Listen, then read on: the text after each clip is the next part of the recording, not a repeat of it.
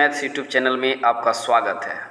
मेरे प्रिय साथियों, आज हम लेकर आए हैं 12वीं क्लास का इतिहास। चैप्टर है तीसरा। चैप्टर का नाम है बंधुत्व, जाति, वर्ग, आरंभिक समाज, यानी तीसरा चैप्टर। इससे पहले 2 वीडियो हम बना चुके हैं।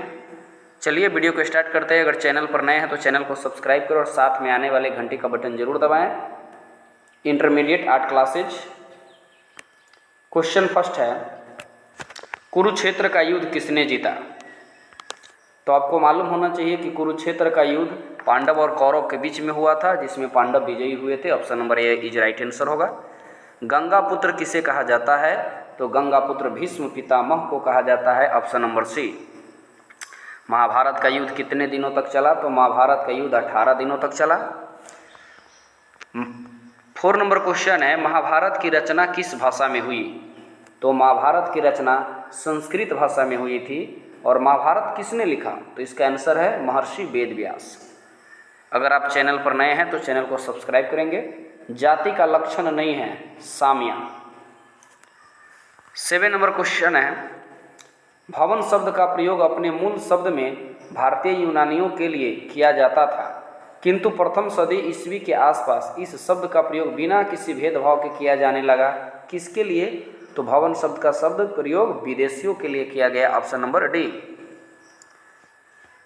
किस काल में वर्ण व्यवस्था वंशानुगत जाति में परिवर्तित हो गई?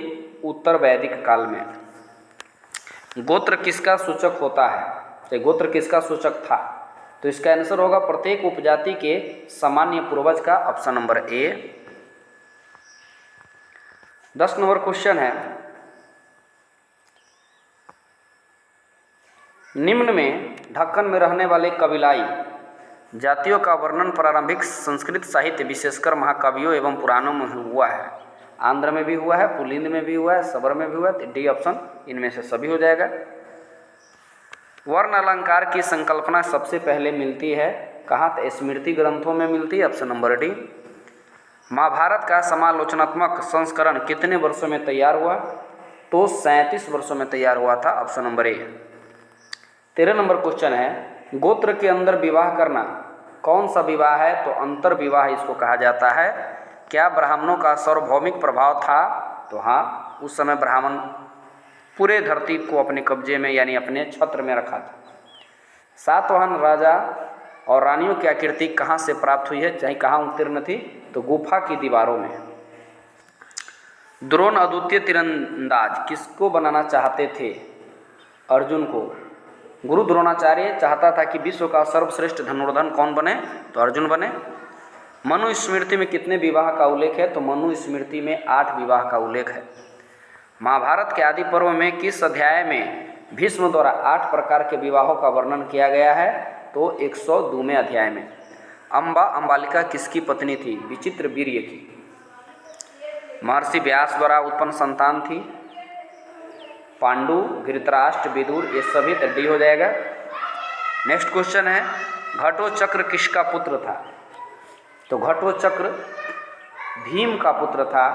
भीम ने हिंडीवा का विवाह किया था, लेकिन वह कैसा विवाह था? तो गंधर्व विवाह था। द्रौपदी किसकी पत्नी थी? अर्जुन की भी थी, नकुल की, सहदेव, यानी 5 पांडव की पत्नी थी। ऑप्शन नंबर डी इनमें से सभी। कर्मण्य एव अधिकारेस्तु मा फलेषु कदाचन श्रीमद्भगवत गीता के किस अध्याय में वर्णित है? तो कर्मण्य एव अधिकारेस्तु मा फलेषु कदाचन 2 श्लोक में वर्णन है, 2 अध्याय में वर्णन है। श्रीमद्भागवत गीता के महत्व पर किसने विचार व्यक्त किए थे?